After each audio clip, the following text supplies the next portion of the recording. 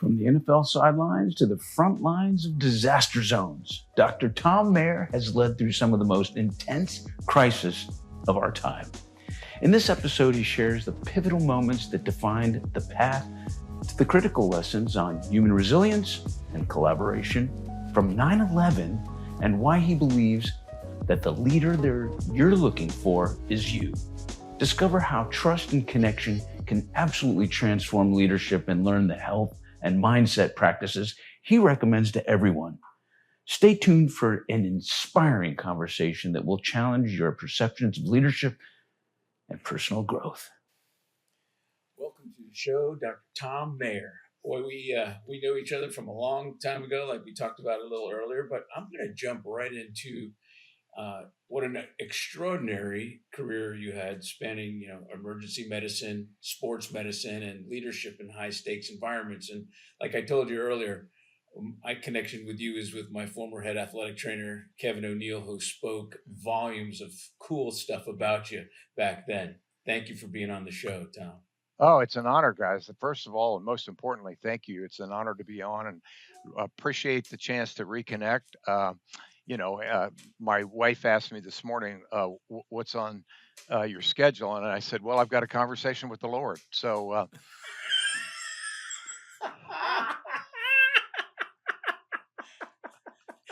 I can explain that. I like this already. Oh my God! I'll let. Oh, never mind. Thom, you're my favorite guest so far this year. That was brilliant. That was very well put. They've been plaguing me with that. Never mind. We'll go over that another time. It's all downhill from here. You gotta accept it. Yeah. I'll embrace it. I'll embrace it. It does come with a story, Thom. Yes, I promise. Always. Oh God! All right, listen. Take us back to a pivotal moment early in your career when you realized you were meant to, to really lead during crisis, which is, probably in your DNA at this point. So, what was that moment? What was that teaching moment like for you? Well, I think, there are multiple ones, of course, but, normal people, when there's a fire, like Dr. Terry has and his colleagues have gone through, an explosion, gunshots, people do the sensible thing. They do the genetically implanted thing, which is run away. Some people run towards a crisis. It's just in their DNA. It's just in a combination of training, but also just an innate way of saying, I don't want there to be a problem. I don't want there to be a crisis. I don't want there to be a disaster. But when there is, I want to be there. I want to be the one in charge to be able to say, while everyone else's heart rate goes up, mine goes down.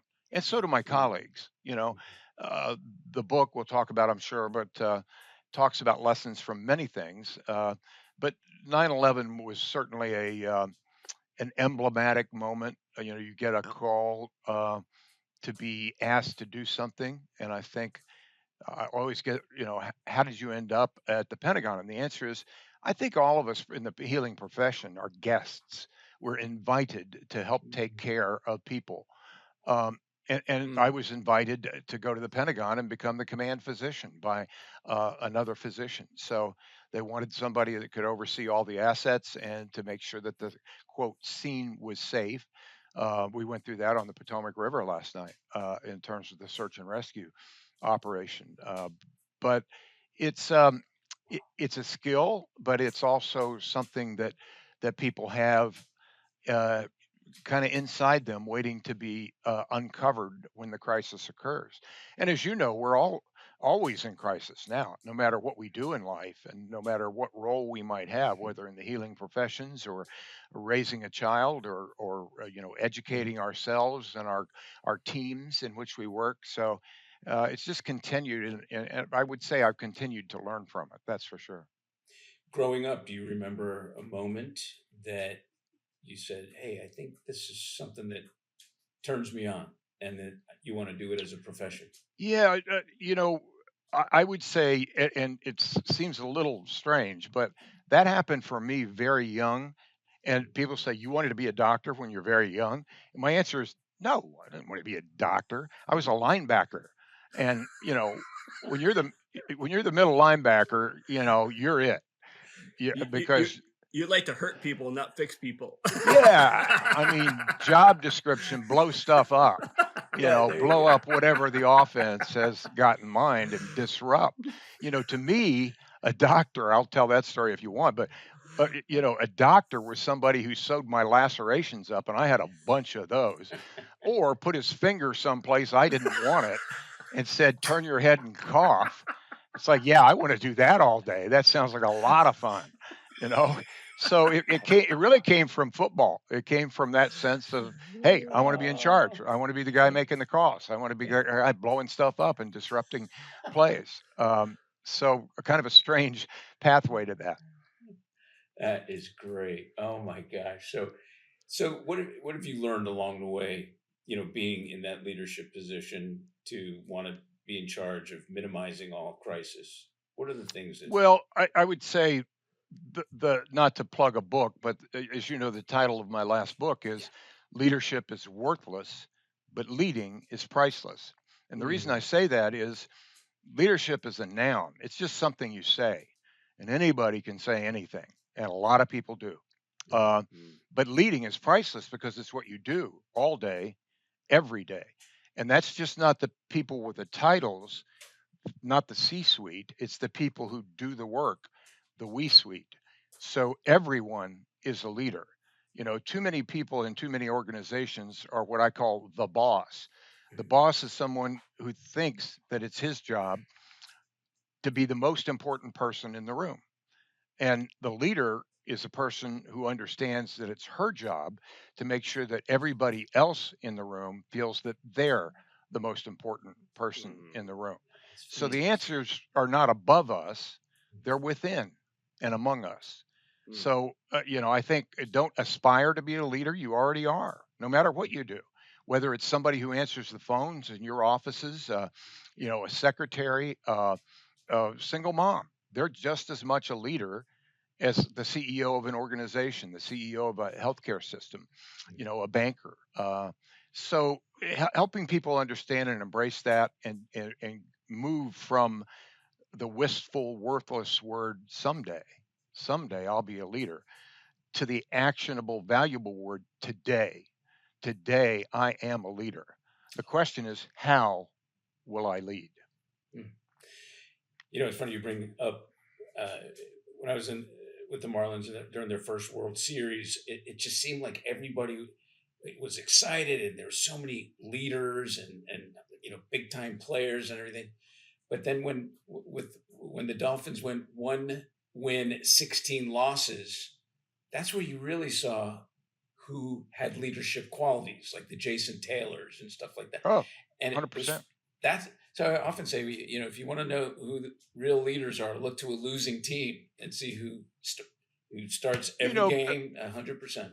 Bill Belichick said famously, I'm sorry, talent sets the floor of a team, but character sets the ceiling of a team. Love And he's got a lot of rings to show for that, Yeah. and and that's what he cultivated. I mean, people talk about the Patriot way. There wasn't a Patriot way identified, but it was identified as people went through it. So not a lot of slogans on the walls, but simply he chose people with the character to be able to produce. I mean, look, he coached the I would say the three greatest players in respective categories. We've, three phases: offense, defense, special teams. Offense, he coached some guy, I can't remember his name. Brady. Brady, that was it. Did pretty well. Well, who was which player was taken a player 199 in the draft? Hmm. Well, that would be Tom Brady. Yeah. Okay, so best defensive player, most people would say, when he coached the Giants, uh, he coached a linebacker of international wrecking, disrupting, blowing stuff up, and And then what people don't realize, special teams, very important, critically Mhm. important. Matthew Slater, who just retired last year, Bill would tell you, and almost anybody who knows football well, by far the best special teams player that to ever play the game.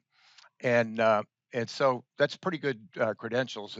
Everybody thinks about the Super Bowls and Brady, but Yeah. Lawrence Taylor was a pretty good wrecker of offenses. Oh yeah. Woohoo! Yeah. No kidding. Hey, let's talk about human resilience, which I love that topic. And you've played, some serious key roles in responding to major crises, including, 9/11, COVID-19 pandemic. What's some critical lessons about human resilience and collaboration that those moments taught you? Yeah, I did a book on called "Battling Healthcare Burnout: Learning to Love the Job You Have While Creating the Job You Love." And the reason I wrote it is because there was plenty of stuff out there on burnout, but their definitions of burnout were a book long, uh, a chapter long, even a paragraph long. I'm an emergency physician. I have AD. What were we talking about? Sorry. Sorry.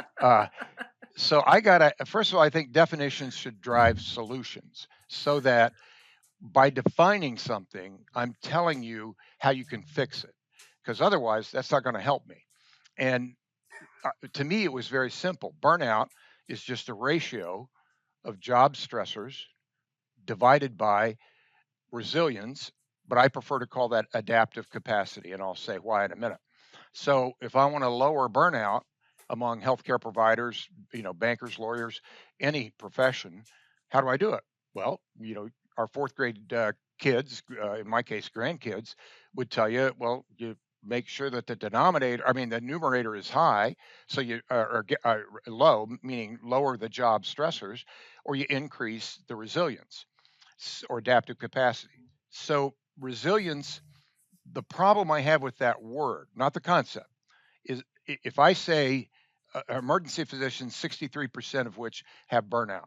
If I say to an emergency physician, the reason you're burned out is you're not resilient enough.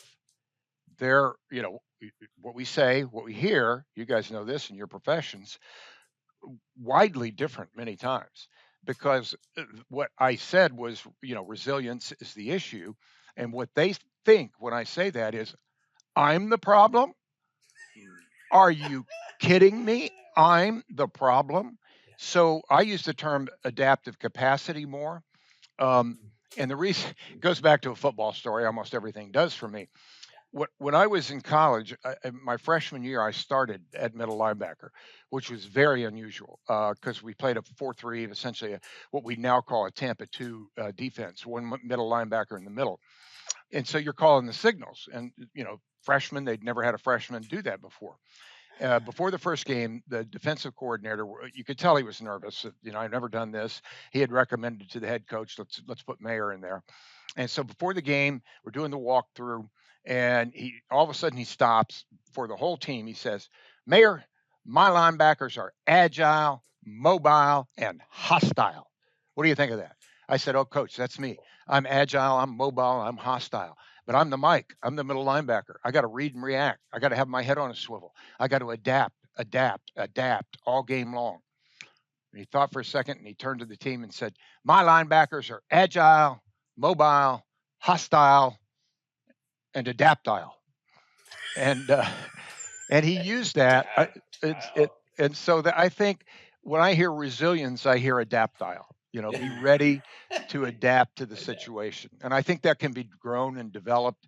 But if we don't, particularly those in leading positions, which is all of us, don't lower the job stressors at the same time, make the work easier, then we're in trouble. Beautiful. You often emphasize, the importance of trust in leadership, trust and connection. And when I think of that and your belief in that, I think of Bill Parcells and his commitment. I mean, I went through 12 coaches during my tenure since the Shula era, and without getting into details of some of them, but Parcells, even though he was like vice president of operations for us, that got now I really understood why people would break through walls for that guy. So, for you personally to cultivate trust amongst teams, but also within yourself when facing a tough decision? How do you do it? Well, I always tell leaders, um, people aspire to be leaders, want me to coach them, things like that.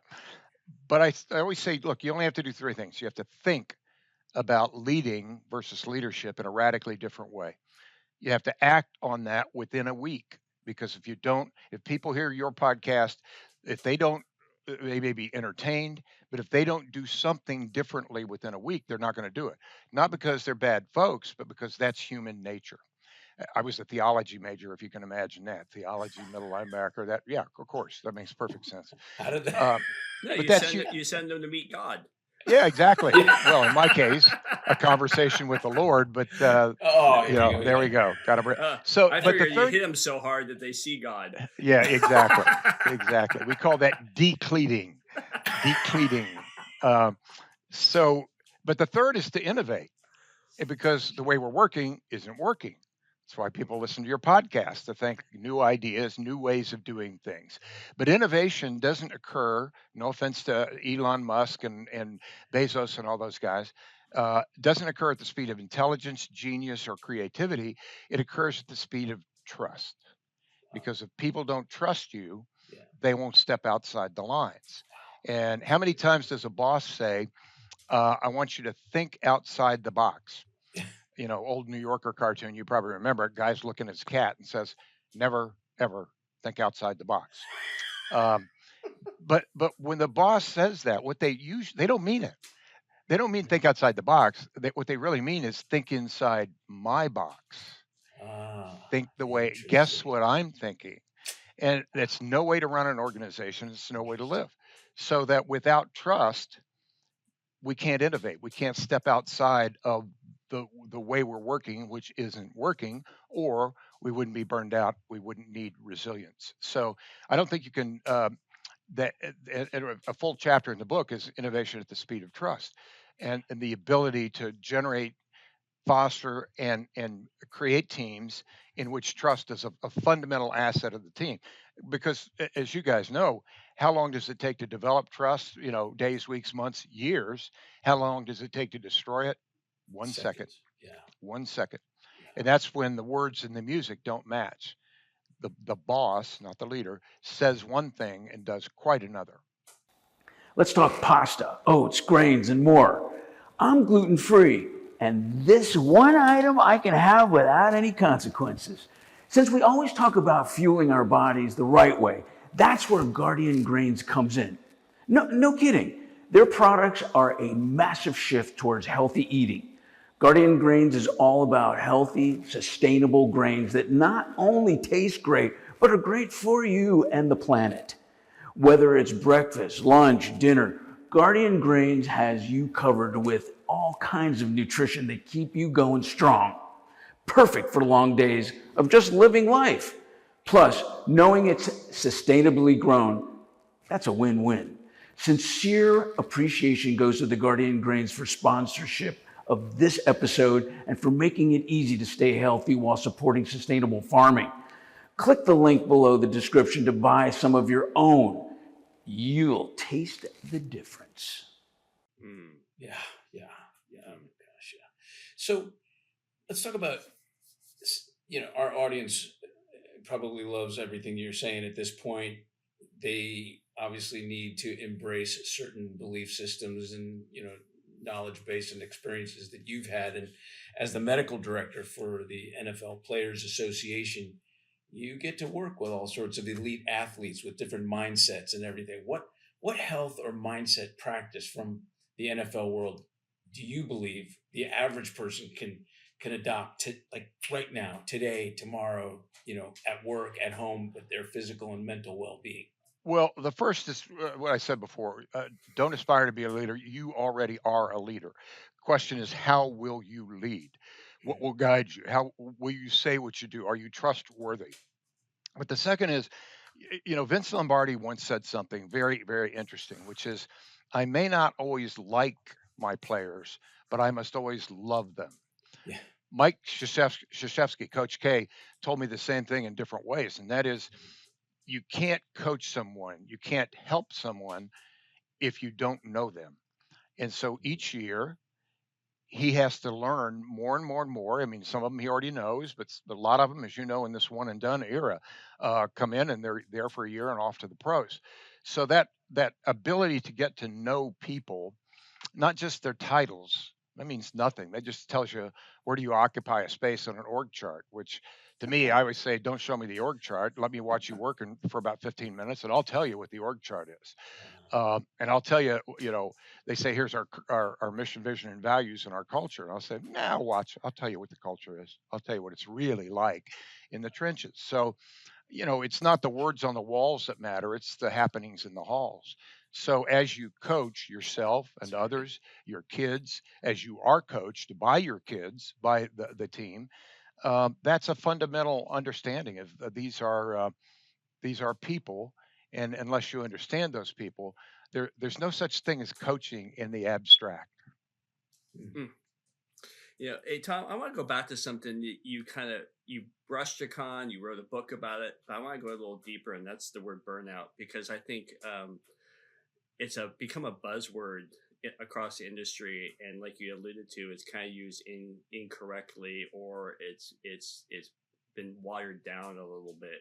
And to get a little deeper on that in your experience, some of the misconceptions that you've kind of run across, how would you redefine it and to create a conversation? Because to be honest with you, that's how Spencer and I first reconnected probably 20 years ago. I was feeling burned out, and I sat him down. I go, I don't want to do this anymore. And we had a great lunch over it. And so what would be I think a lot of people are feeling burned out. They don't know what they want to do. They don't want to reinvent themselves or whatever. So what's some guidelines you have for those people that are facing Oh, that? sure. Well, first of all, my great friend Christina Maslach and her writing partner, research partner Michael Leiter, years ago in the 70s, described the three symptoms of burnout.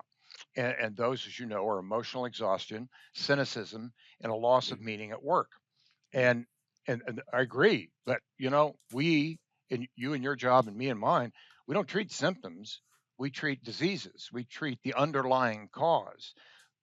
I mean, I don't have to tell you guys, nobody comes to see you unless they have problems. If they didn't have pain, they wouldn't be there in the first place. And so, getting to the underlying problem, yes, it treats their pain, but it addresses the issue. I'll give you an example. If I go to people and say, don't be so emotionally exhausted, don't be so cynical, recapture your meaning at work. What the hell are they supposed to do with that? It's like, I would have already done that if I knew that. So Right. that's why I go back to that ratio of how do we decrease the job stressors?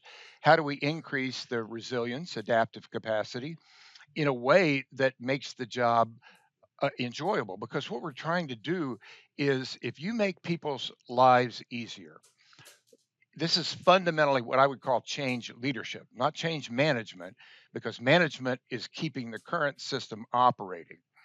Leadership, leading in times of crisis, and we are in crisis, so there wouldn't be that much burnout, involves how do we get from point A to point B in a way that's better. People don't mind change, they mind being changed. So their voices in terms of talk to me about what's burning you out, the job stressors, and how we can deal with that. How can we lower those job stressors? Talk to me about how we can help you develop adaptive capacity. And there's, mindfulness, meditate, all those kinds of things can be hugely helpful. Gratitude practice. My practice every day when I wake up, the first thing I do is sit, look outside at the sun or the clouds, if it's clouds, and say, what three people am I grateful for? And then before the day ends, I shoot them an email, write them a note, call them on the phone, and say, hey, I was thinking about you this morning. I just want you to know I really appreciate you. Close the day with three good things. What three things happened today that were good things? Now, there might have been 190. I mean, with your situation in LA and the fires, and we were talking offline about the repair and recovery, which is going to take a long time, 3 to 5 years. But going through that, there's still good things, the things that did survive, the friends whose homes didn't burn down or can be rebuilt or whatever they might be.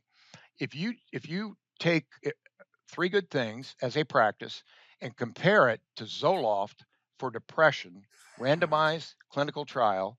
Three Good Things blew it out of the water. They had to stop the study because it wasn't fair to keep the Zoloft patients away from Three Good Things. You're So serious about that? yes, Really? absolutely. I'll send you the literature. I mean, it's just Oh wow, stunning, That's absolutely huge. stunning. that's So huge. I'm going to suggest that in your chiropractic practices, you undergo disciplines, and it's not like you make it up as you go. There's ways in which you do things to assess and treat a patient. Now, to be sure, there's a lot of good, important gestalt. I mean, you guys, like some of the physical therapists I know, are witch doctors. And I say that affectionately because it's like, wow, I can't believe how much better I feel. So at the same time that you're working through the disciplines, you're also using your gestalt of having seen thousands of patients. So, and I do the same in my practice, but the disciplines of a gratitude practice, whether it's the one I described and Three Good Things, are, you don't have to get an app. Jeez. You just have to say, I'm going to do this. And you know how it is. The more you do something, the better you get at it. Uh, Yeah. the gratitude comes easier. Three Good Things come faster. And so I think those little details make a big difference. And it also helps you during the course of the day interact with whoever you're interacting with. Whether it's the family members, whether it's, I call somebody on the phone and, I talk to the secretary, whatever you want to call the person who answers. I don't just say, this is Dr. Mayer. I need to talk to Dr. Terry, which a lot of people do. Unfortunately, in the medical profession, that's the case. I talk, how are you? Yeah, thanks for helping me. I really appreciate it. Um, am I BSing them? Well, a little bit, but honestly, who do you think they're going to help? The guy who says, "I had to talk to Dr. Terry," or me. Yeah. Right, right. So when Oh, when people say how you doing, I always answer with the same word: spectacular. I am spectacular. Now I may not feel spectacular. I might have a toothache or a backache or a neck ache, but people always say, "I've never heard that one before." And as you might guess, I fly a lot. Yeah. And when I get on the plane, inevitably the flight attendant says, "How are you?" And I say, "Spectacular." And they'll stop and go, "Spectacular?" They don't hear that kind of thing. But who do you think gets his gin and tonic before anyone else on that airplane? Hmm? Me. there you go. Me. I like the word stupendous. Yeah, that's good. Yep, You know exactly. what?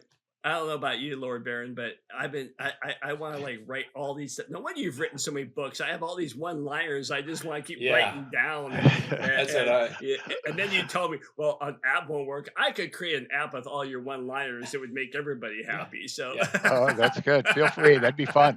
Those That'd be are so fun. great. you mentioned another one-liner that I kind of scribbled really quick and wrote down, and you said innovation moves at the speed of trust. So I kind of want to go back to that one because gaining someone's trust that is trustworthy is easy, right? And to get somebody that is likable is easy, but the hard ones are the ones that bite back or say something that pisses you off or acts and it's the constructive criticism people, the ones that hit you hard that you just go, I don't want to deal with that person. How do you get the trust and the happiness of the people that are hard? Oh, I think the more innately untrusting, not untrustworthy, but untrusting a person it is the more opportunity you have. And it's not an abstraction, it's being concrete. Anything I can do to help you today. I say that to everyone. And when they say what it is, I do it right then because maybe this is one of the one-liners. Don't have to-do lists, have to-don't lists. And the way you have a to-don't list is to do it right when you say it. And so when I talk to a secretary, chief of staff, administrative assistant, whatever the title is, and I say anything I can do to help you, and they tell me, I say, okay, I'll take care of it right now. And I do. Now I'm not going to interrupt the phone call, but as soon as I get off, I'm going to take care of it and not put it on a list of things to do. And talk about generating trust. It's like, well, he said it and he did it. You know, a lot of people say if you want to be trusted, don't make promises. I think it's exactly the opposite. Make promises all the time and deliver on those promises immediately. If it's going to take longer, just tell them it's going to take longer. Um, if you can't do it for some reason, and there have been plenty of things I've promised that I couldn't do, then I call them back and say, this is harder than I thought. Either we're going to have to go a different direction. What are your thoughts? Um, and I think if you start, I always say three things in a conversation, particularly when there's a problem, when there's an issue: burnout, resilience. Number one, um, I need your help. Yeah. When you say, I need your help, most people are going to help you, whether they wanted to or not. Very few people are going to say, pound sand. Nope, not going to happen. Um, because you're saying, I trust you enough to say, with my problem, I need your help. Number two, what would have to be true for this to happen? What would have to be true for you to feel less burned out when you have that conversation with people who are suffering from that? And then the third is, once you've come to a decision, particularly in teams, and we're all working in teams all day, every day. A family is a team, a marriage is a team. Yes, your offices are teams. You work within the broader healthcare team. Certainly, as an emergency physician, that's a team of people working together. But once it's been decided what it is that's a better way that makes their job easier, because if it doesn't make their job easier, they're not going to do it or they're not going to sustain it. I always ask the question at the end: is there anybody in this room that can't fully commit to what we, not I, we as a team just decided? Because you get rid of some of that people who walk out and go, that was BS. We shouldn't have done that. No, you just agreed that you were going to do it. So, I need your help. What would have to be true? And is there anybody who can't fully commit to this? Hmm. Brilliant. I got one more, Spence. Mm-hmm. You hear people all the time saying, find your why, right? Sure. And what's your innovation or your way of, what if they go, I don't know what my why is? How do you? Well, here's first of all, and if I haven't already signed and personalized and sent books to you, just let me know where to send them. Obviously, it'll be two different mailing addresses. But my brilliant wife and I had three boys, now young men. When they were younger, I used to take them to school every day I was in town, and I said, as they got out of the truck, precisely the same thing, which is one more step in the journey of discovering where your deep joy intersects the world's deep needs. I swear I said this to them. They prefer to take the bus. Trust me. They don't want to hear that, particularly from your dad. You might tolerate it from your mom, but from your dad. That's My awesome. point is, you know, our lives are a process of discovering that deep joy, but you have to start with the deep joy, not the world's deep needs. You guys did what you did for a reason. It was your deep joy. You discovered that over a period of time. I certainly didn't want to be a doctor until I was in halfway through college. Talk about that story if we have time. But the question is, don't focus on the world's deep needs. They're that's infinite. There's no bottom to that well, and sometimes unfathomable. People don't even know what their deep need is, and yet come to you and me and others to try to get it taken care of. So to me, your deep joy is the why. uh, I'm sure you know that, to my knowledge, originally comes from Nietzsche, who said, he who has a strong enough why can bear almost any how. And so you guys will ask me, hey, Tom, what's your deep joy? My deep joy is helping others discover, fully embrace, and fully live their deep joy, whatever that is. Because I can't tell them what to do. I can't say, hey, become an emergency physician or a chiropractor. That's up to them to discover it. And it's not a destination; it's a journey, of course. I get this question, what if my deep joy changes? Great. You know, now you got a new set of skills that you can learn, a new way to begin your life over and again in a different vein. You guys at some level are pain management specialists. You're helping people deal with their pain, with the anatomic, physiologic, psychological, spiritual issues. And so I would say you guys are as much behavioral health specialists as you are physical health Yes. specialists. Woo-hoo, yeah. So, and as you know, some of the greatest players, every NFL team has a chiropractor. Everyone. Yeah. The best running back in the history of the NFL traveled with his own chiropractor to every away game. Emmett Smith, number Oh 22. yes, of course. I saw Emmett at the last Super Bowl. I'm going to see him in 10 days. Yeah. Yeah. He actually he wrote a book, or there was an autobiography on him, and he mentions the chiropractor, but he also mentions that Kevin O'Neill was someone who motivated him to score one of the winning, Super Bowl scores, something Yeah. like that. And he was broken down, but he said, "Come on, one more play, one more play." What a great story of inspiration and motivation. Well, to the trainers, I'm a union doctor. I mean, it is NFL, NFLPA. Yeah. I'm with the NFLPA, which is a union. You'd think, we're at each other's throats. You're not going to find any doctor in the NFL or anywhere else who's more supportive of our trainers.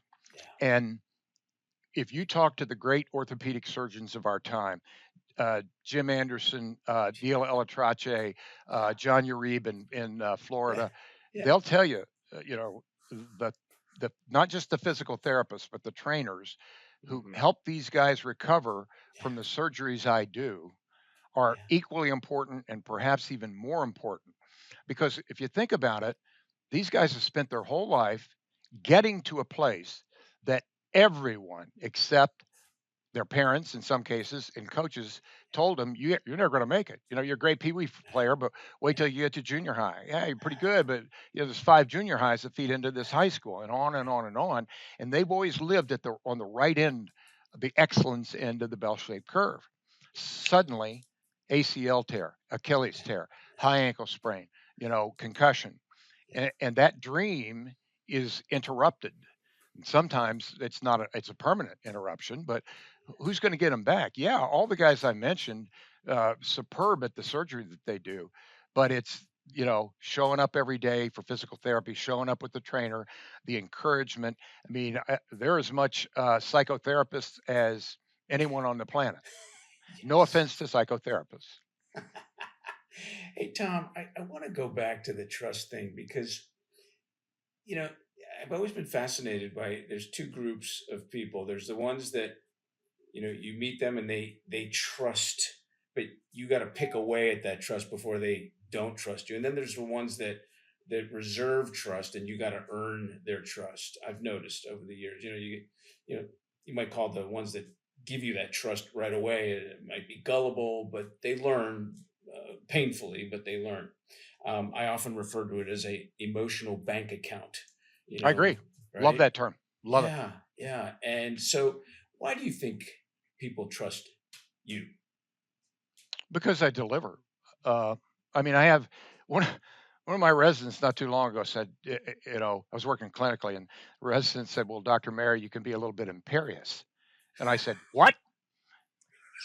See, you guys get word jokes. You get word jokes. Resident didn't get that at all. One of the other attendings took him aside and said, but this, I take my hat off, but the glare alone would, so that adds to that.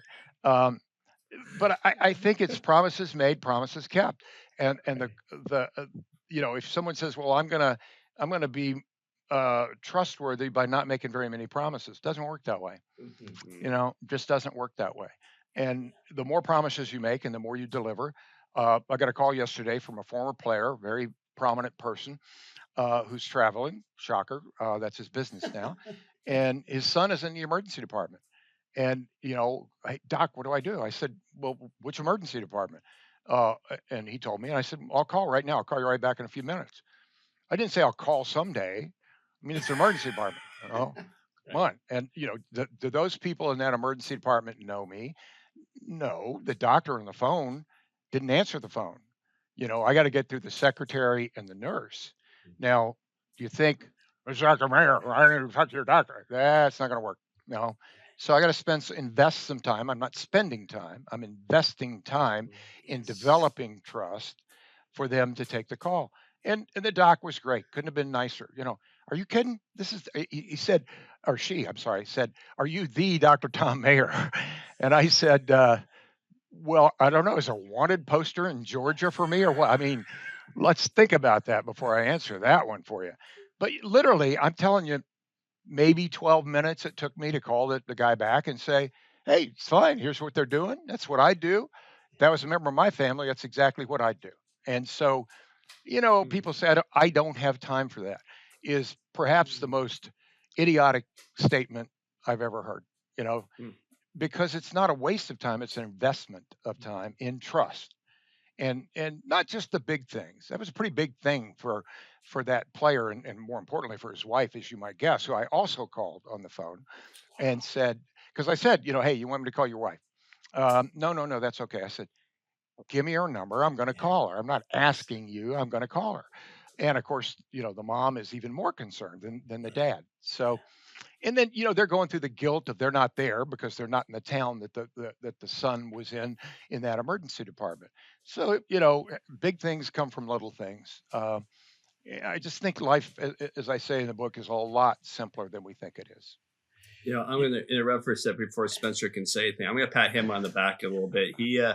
His favorite thing is about that going, if you tell me you don't have time for something, then there's something wrong. He goes, you should never, if it's important enough, you'll find the time. And I always appreciate that from him, because if you say you're busy, you'll get under his skin in a heartbeat. Yeah. Oh, Tom Brady feels that. If you haven't seen some of his speeches, he talks about that all the time. I'll tell you, Tommy was, he's a good friend. And people say, well, you're name dropping. No, it's name dropping if I don't know him right. But you listen to his speeches, he'll talk with vehemence about the importance of doing the work. And doing the work means showing up, and don't tell me you don't have time, because he was the first one in the building in the morning and the last one out in the afternoon as well. So I get that, and I'm not surprised that they say that about you. Thanks. I learned so much from certain coaches, and I mentioned Parcells, but he told me this story when we were sitting in the dining room one day. He said that one of his players was acting up, and he had a lot of talent, but he could have gotten himself in legal trouble if he wasn't careful. So Parcells pulls him off to the side and he tells him, he goes, look, son, you got a lot of talent, but if you screw up again, I'm calling your mother. Classic Parcells Bill. knew how to get that under is his skin. Classic Bill. Right. And so the kid reacted exactly how, and this is like a big, bulky, professional player, right? Oh, and yeah. And the kid kid goes, don't call my mom. Please don't call my mom. And he goes, well, you better screwing up. Straighten up, right? Yeah. You know what Bill did that night? Called his mother. Yes. Called his mother and said, Mrs. So-and-so, I just want, this is Coach Parcells. And she goes, oh, Coach, hi. He goes, you have a great kid on your hands, and I got my eye on him. I'm taking good care of him. And brilliant. That spoke the next day. So he knew he followed through. That's Bill. Right? Oh, yeah. And people, to this day, former players, people that coached under him, including Belichick, call him up and ask him his opinion. Hey, Coach, what do you think? I'll give you a corollary to it. I talked to my Coach K about this, and I said, what's the most important part of the recruiting process? Because you seem to get, year after year after year, the character, the quality of people. And he chuckled and said, Doc, I always insist on a home visit. And, the kid, of course, thinks I'm there to talk to him. I'm there to see how he treats his mother. Isn't that brilliant? Brilliant. Wow. And I am so using that with Dr. Barron. If he acts up, I'm going to tell him I'm going to call his mother. Your mother. That's right. Because I love his mother and she loves me. So I'm going to use that. Oh, that's brilliant. Don't Oh, call that's my mom, Dr. Terry. Oh, Don't I'm call yeah. gonna my mom. call Please, your don't, mom. She gave me don't. her home phone number. I'm calling your mom. Love it. Love it. Oh gosh. Oh man. All right. So let me ask you a couple things. Sure. You know, I mean, the fact that you've worked in conflict zone, you know, like Ukraine and unique challenges that you experience in those areas, you know, military disaster you know, from the military to disaster medicine. I mean, what do you think would benefit, you know, some of our listeners in the world of healthcare if there's one thing that they could adopt today or widely, whether you know it's a protocol, procedure, or a mental, or physical thing. What anything pop out at you? Yeah, I think that you know, to loop back to things, because I always see things as interconnected where perhaps others don't, or don't see it as much. Know your deep joy. Know what your skill set is. Know what you're good at. Know what you're not good at. Yeah. Make failure your fuel. You know, I learned that from a lot of different people, Tom Brady among them. He can tell you, I mean, there were 6 quarterbacks taken ahead of him in the draft. He can tell you their name, their stats, what round, what team they played for, and he will proudly tell you that he beat every single one of them when they went head to head. So he never stopped proving. He made failure 199th in the 7th round his fuel to be able to work better. Abby Wambach says the same thing. If you've not seen her Barnard College speech, commencement speech, it's on YouTube, 22 minutes and 48 seconds of gold, platinum stuff. Abby and I spoke several times at different meetings. I was the warm-up act, of course, appropriately so. But so you know, walk in and you know, I always say, pause, reflect, reconsider. Pause, reflect, reconsider. When someone says, you know, you walked into the Pentagon, you flew to Ukraine, you know, you became the first medical director for the NFL Players Association, you know, in the midst of the chaos, right before the elevator doors open and I walk up to the helicopter to be able to either get on it and go somewhere or come off the doors of the helicopter, I pause, I reflect about, you know, what's my deep joy, what are their biggest concerns, anxieties going to be, and reconsider what do I need to do because you know, old things, your mom's told you the same thing. You never get a second chance to make a first impression. So when you guys see a patient and you walk into the room for the first time, I learned this from being on aircraft carriers. I was there as a guest because of the work I'd done at the Pentagon, trying to figure out, you know, what they were doing that could help us in healthcare and what we were doing that might be able to help them. So if you think about it, they taxi, which is trust. They those on an aircraft carrier, they don't call themselves pilots; they're aviators, naval and marine aviators. But they're not watching where they're going; they're watching the signal guy who's giving them a signal to lock them on to the catapult to send them off the end. You'd think, you know, hey, I'm an aviator. I'll tell you where I'm taking this airplane. It doesn't work that way. Second part is the takeoff. When we walk into a patient's room for the first time, we have a sacred opportunity to help people. We live on sacred ground, the sacred ground of healers interacting with patients. And when it comes to the first time, I always tell my audiences, don't make it up. You know what you're going to say, know what you're going to do. For an emergency physician, they'd say, you know, doc, just tell me one thing. I know you got a lot of stuff. Tell me one thing. Sit down. Don't stand at the foot of the bed in a white coat, which I wear, standing like this with my imperious face. You know, what do my body language is saying, I'm closed, you can't come in. Whatever you got, I don't want. I don't want to be near you. And instead of you sit down and tell them who you are. I'm Dr. Mayer. I'm your emergency physician. I'm really sorry you had to come to the ER today, but I'm delighted that I'm going to be your doctor. I'm board certified in emergency medicine, pediatric emergency Wow. medicine, and sports medicine. We're going to figure things out. You know, we have a great team of people here, but you, the patient, are the most important part of this team. Mm, You know, brilliant. That's yeah. So you don't. fantastic. I don't have to guess what I said. You know, Yeah. and trust me, how did I learn this? I did it wrong so many times, but I made failure my fuel to figure out how do I get better. And I'll give you an example. I think that one of the most toxic, demeaning, satanic terms I've ever heard is future leader. future leader, like you're a leader, but I someday might be a leader. There's that toxic word again, someday. I spoke to a group of 1,000 CEOs and led off with, don't ever call someone a future leader. I guess I probably should have looked up and realized that I was speaking to what they called the Future Leaders Conference. That would have been good to know ahead of time.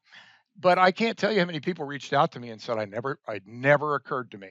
Now, developing leader, emerging leader, improving leader. Gosh, I know you guys are. I hope I am one of those. I want to get better every day by learning, making mistakes, and learning from them, making failure my fuel. Yeah. But I think those are the things that matter the most. Oh, Dr. Terry, does he have more perfect one-liners to guide you through? I mean, I've never heard anything like, this is, My yeah. my wife tells me my next book should be titled "Everyone is Entitled to My Opinion." Yeah, I gotta see if I'll a bu- publisher will go there. I don't know Oh, about I'll that. buy it right now. Yeah, yeah, exactly. Oh, that's Oh, great. fantastic. Now I got a bit of a challenging question for you Sure. regarding chaos and something that people can embrace, because there's chaos going on all over the place. People perceive chaos when others don't, and yet they're still experiencing the same event. But what might be a habit that you could recommend, or you might suggest people to adopt, or that can adopt, that would help guide them through some of the chaos and uncertainty, Yeah, it's a great question, and it is a challenging question. Um, for most people, they use the term chaos, and I say, well, give me an example. Tell me what's chaos, and then I essentially try to drill down and get to what you already made the connection: uncertainty. Right. Now, is there certainty in chaos? Absolutely. If you study it, if you learn from it, if you look at how it's really connections that other people don't see or haven't invested the time to circle back to what we were talking about to see the connections that are there. We live in a time right now where trauma, and I'm not talking about, in my trauma bay in the emergency department, but childhood trauma, psychological trauma is a big issue and important. Well, they're going to see chaos where I might not see chaos. Why? Because they view the world fundamentally as an unsafe place. And so once you understand that for those people who've undergone that kind of trauma, it might be the trauma of having seen 15 doctors for their back or neck pain before they finally come to see you. And to them, that's the chaos of healthcare that can't find the answer to the root cause and the treatment that they need to have. So I think it's looking at and seeing connections, and once those connections start to be made, it's like an enzymatic reaction. It accelerates the pace of your ability to bring calm to chaos, which I would say, at the considerable risk of hubris, my career has been trying to bring calm to chaos by seeing connections that not everyone sees and to be able to turn that into a discipline. The things that you do, not just hey, yeah, it's a confusing world. It's always confusing until you understand it. And understanding typically doesn't come easy. The easy lessons are typically less valuable than the ones that take some effort, some, let's use the word, suffering to get through. But the suffering usually comes from not being able to know what to do, not being able to see the calm in chaos, the connections in chaos, um, and taking the time to do it. Gratitude in the morning, three good things in the evening. I remember asking the Major League Baseball pitcher Cole Hamels one day. I'm working on his shoulder, and I said to him, I go, "Hey, man, it's bottom of the ninth. You guys are are one home run ahead. You're pitching, bases are loaded. It's three balls, two strikes. That next pitch means the game to you. And how do you feel?" I gotta tell you, Tom, I've never look. I even get goosebumps right now. Yeah. He looked at me and he goes, "I got this." And I go, "How is that possible?" You're on the mound. It's a home game. You're in the middle of the world. Everybody's looking at you, and everything means that next pitch. And he broke it down to something that was so simple that, the odds are in his favor. The best hitter in the world may have a 300 batting average or Yeah, something. fail 2 out of 3 times, you're in the Hall of Fame. Right. Right. So, you're right. It's perception and how if you can understand what's going on or slow things down, then you can manage them so much better. Well, I'll tell you a story that fits, and just share it with Cole when you see him the next time, because it fits perfectly. I mean, he felt I'm in the right place.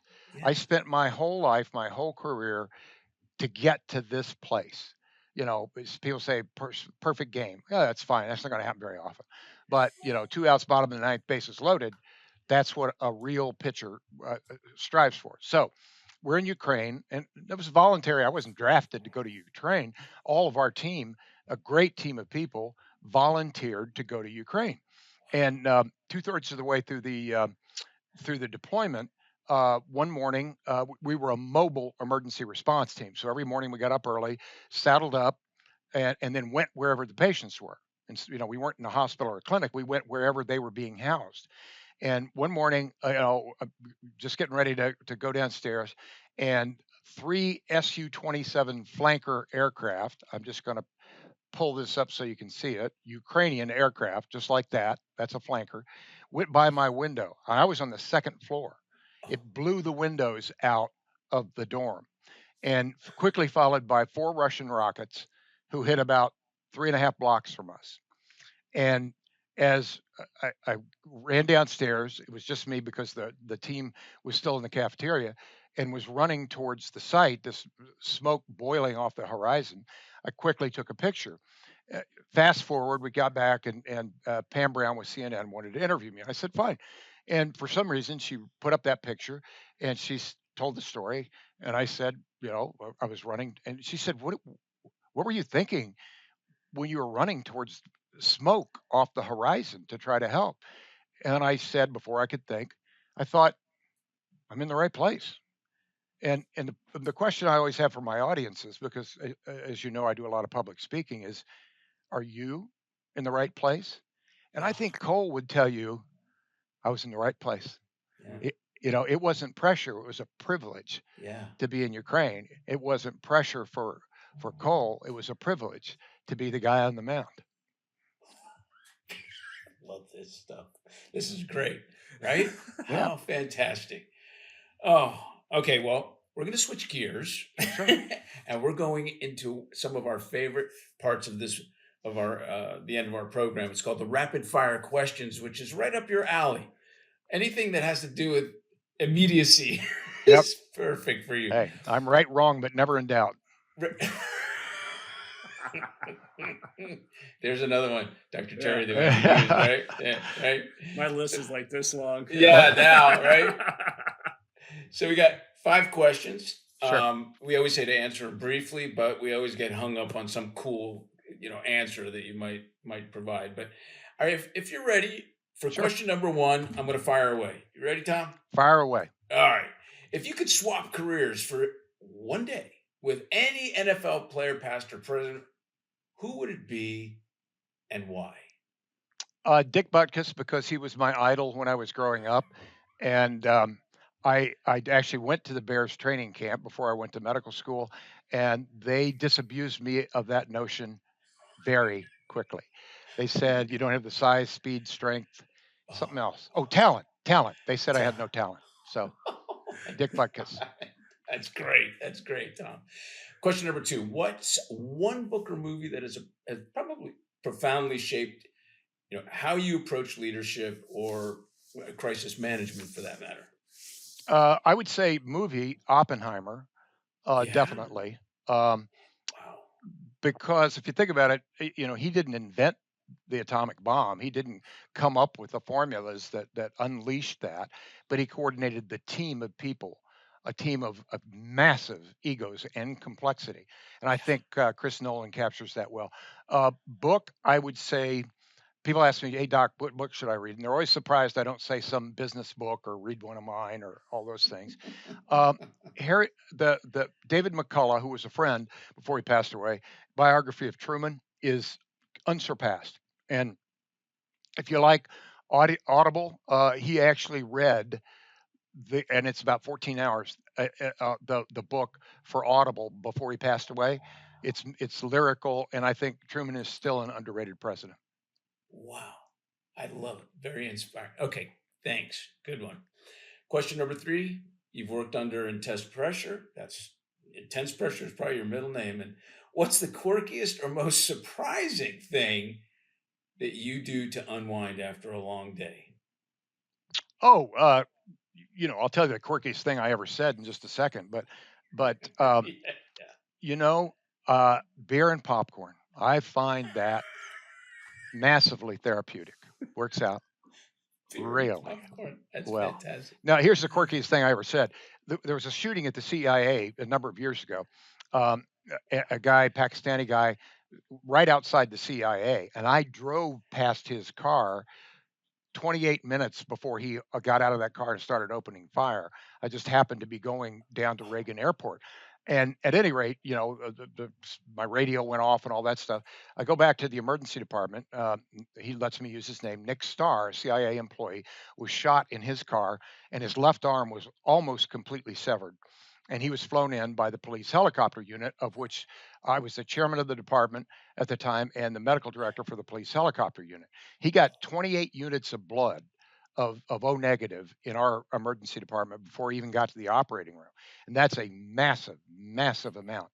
For some reason, they said there's only one person that's going to talk to the press, and there were a bunch of them, and that's you. And so I walked out, and they're asking me questions. And you probably know that you can often hear in the earpiece of the reporter the question that the producer is asking.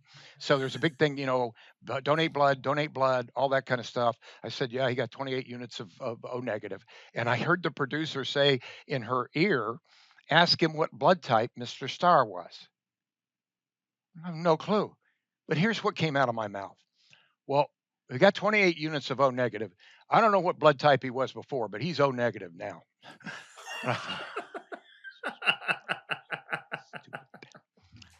Police chief calls me on the phone, and I thought, well, this has been fun. I hang up my badge and all that. He said, Tom, that is the funniest thing I've ever heard a real person say.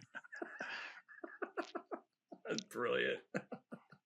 That was great. Oh man, thanks for sharing that one. Sure. I almost forgot where I was at here. Question number four. Number 4. There you go. There you go. He's got it. If you had to choose one front row seat at the Super Bowl, a week-long backpacking trip in a remote wilderness, or a backstage pass to a live Rolling Stone concert, which one would you pick and why?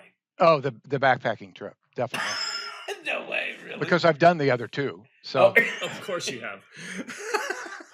Right, we live in Wyoming. We love to hike. We love, one of our boys when he was 8 years old, we were hiking it's called Hanging Canyon in the Tetons. Very, very stressful hike. And he said, to me and Maureen both, said, it's a good thing I like hiking, or I would have been born in the wrong family. So I'll take the backpacking trip. Beautiful. Brilliant. Oh, Tom, I'm going to end with number 5, and that's usually the most endearing one. It's what do you want? What do you want to be remembered for? He helped. He helped. I was in trouble, and he helped me. And that's not in the emergency department or a disaster management scene. It's just my wife, my kids, now my grandkids, you guys. I always say, ask my audience, what do you think I want people to do when they hear my name, see my face? And they get it right every time. And the answer is, and you'd answer the same way, smile. Yeah. But just want them to smile. Love it. We have learned so much today from Dr. Thom Mayer. You are really extraordinary in your field, but philosophically, the life experiences that you share are so engaging and motivating. So thanks so much. Oh, Thanks thank you. so Listen, much. I do a lot of podcasts, and so this ain't my first rodeo, as we say in Wyoming. You guys are very good at this. Oh, So thanks, man. congratulations. Thanks. You bring Thank out you the so much. best in your guests. I know from listening to previous podcasts, but thank you. It's an honor. I will say to your audience, if I can help you, I will. Mm. Um, Reach out at I'll give you my email, personal email, ThomMayer @gmail. Oh, So you're the just best. Thom Mayer MD, spelled kind of funny. Uh, Shoot me an email and I'll help you if I can. Oh, That book thanks, you Tom. got coming out. Give us the title. Leadership is worthless, but leading is priceless. What I learned from 9/11, the NFL, and Ukraine. Oh, God. I love it. Thank you, Tom. Absolutely. Thank you. Of course. Thank you for listening to today's episode of the Crackin Backs podcast. We hope you enjoyed it. Make sure you follow us on Instagram at Crackin Backs Podcast. Catch new episodes every Monday. See you next time.